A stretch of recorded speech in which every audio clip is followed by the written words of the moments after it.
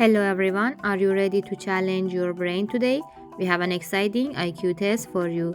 Try to solve it on your own and stay with us until the end to see the correct answer and explanation.